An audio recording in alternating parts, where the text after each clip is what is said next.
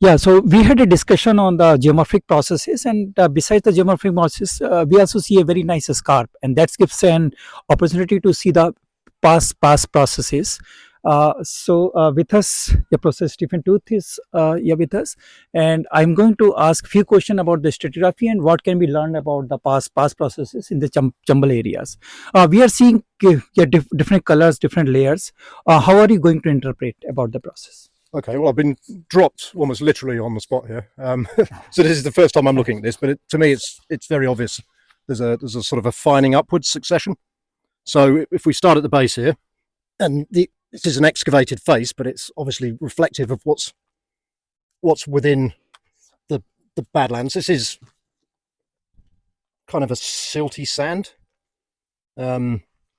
which looks by itself quite fine grained, but it actually gets even finer as we go up through the section. You can perhaps start to see the darker layers here. These are silts and clays. Maybe a few sandy patches come back in. More silts and clays, a sandier patch, silts and clays. So there's going from relatively coarse up through much finer. And within the finer material, there's some kind of soil development. You can see that the material is breaking into what we call PEDs, which are basically aggregates of soil. So there's some kind of a structure there. I can't see well what's up the top. It looks like it might actually go back into a bit of sand towards the top of the face there, in which case that would then revert to what we would call a coarsening upwards succession. But yeah, in a nutshell, fluvial deposits going from sand through to much finer material, laid down successively, perhaps back into a little bit coarser material. Okay, thanks. And in the midpoint, we also see different clay layers.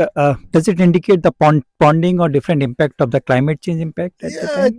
It could do. My interpretation would be maybe ponding, but it could just be when these sediments were being laid down, perhaps on an annual basis.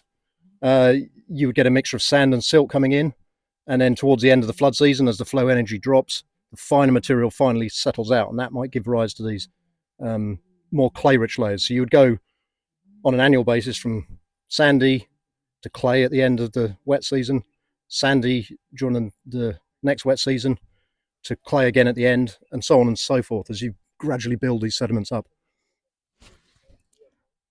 And it is an interesting site in terms of that we are still on the top 15-20 meter, and this whole alluvial section is around 40 to 60 meter.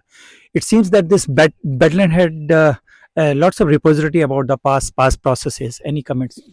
Yeah, I mean, I would need to do a lot more reading to find out the age of the sediments going from the base up towards the top. As you say, there's many tens of meters of deposition here, so there's undoubtedly a very long history stretching back into the Pleistocene epoch. Yeah, my understanding is the badlands started to form towards the beginning of the Holocene. So, you know, for the Holocene starts 11,700 years ago, but as the Indian monsoon strengthened at the end of the last ice age, and rains and strong flows returned, what's the name of the river? Sorry, I've just temporarily forgotten the river. The Chambal River. Yeah, the Chambal River incised, and because of that major base level fall, that drove gullies working back into the fill that the Chambal and its tributaries had been laying down. Yeah, thanks a lot. So yeah, so I think we can show here that we can start to read quite a lot into the history, but there's an awful lot of history that's still unknown about the site. Thank you.